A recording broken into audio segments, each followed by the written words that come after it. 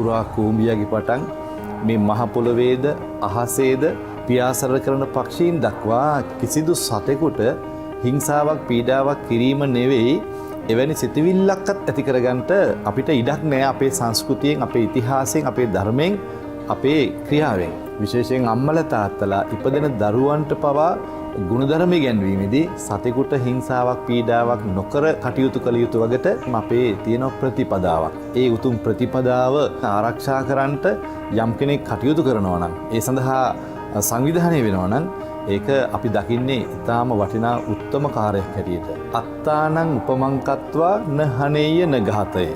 මට හිංසාවක් වෙනකොට මං කැමතිද? ඒ වගේ මේ ලෝකේ කිසිම සතෙක් සිව්පාවෙක්වත් කැමති නැහැ.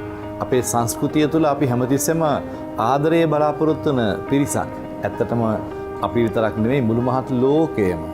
ගහකොළ පවා සත්තු සිව්පාව පවා ආදරයට කැමතියි. මං කැමති ආදරය මම ලබා ගන්න නම් මං අනිත් අයට ඒ ආදරය ලබා දෙන්න ඕනේ. මේ ලෝකේ මිනිස්සෙකුට පෙන්වන්න බැරි ආදරය අපිට පෙන්නනවා සත්තු සිව්පාව. ඒක හරි පුදුම දෙයක්. ඒගොල්ලන්ට තරම් හැකියාවක් නැහැ ආදරය සෙනෙහස මිනිස්සෙකුට පෙන්වන්න වෙන කාටවත්. බලන්න බල්ලෙක් ගත්තාම ඒ බල්ලගේ ආදරේ බල්ල කොච්චර සෙනෙහසින් අපිට පෙන්වනවද කියලා.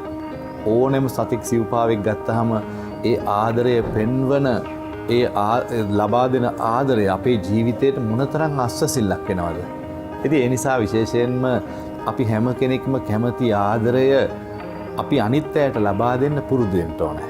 ඒ නිසා අපි පුංචි කාලේ ඉඳලා අපේ ජීවිතේ මැරෙන තුරාවට කුරා කූඹියෙකුටවත් හිංසාවක් පීඩාවක් කරදරයක් බාධාවක් හිංසනයක් කරන්නේ නැහැ කියලා අපි හිතනවා නම් අපි එවැනි සිතවිල්ලකින් හෝ අපි කිසියම් ගිවිසුමක් එහෙම නැත්නම් කිසියම් ප්‍රතිපදාවකට අපි එනවා නම් ඒක උත්තම මනුෂ්‍ය ගුණයක් හැටියට අපි සලකන්නේ. එවැනි මනුෂ්‍යයන්ට තමන්ගේ ජීවිතයේ S2 පියාගන්නකම් සතුටෙන් ඒ ආදරය සෙනෙහස තමන්ගේ ජීවිත කාලය තුළ ලබන්න පුළුවන් වේවි.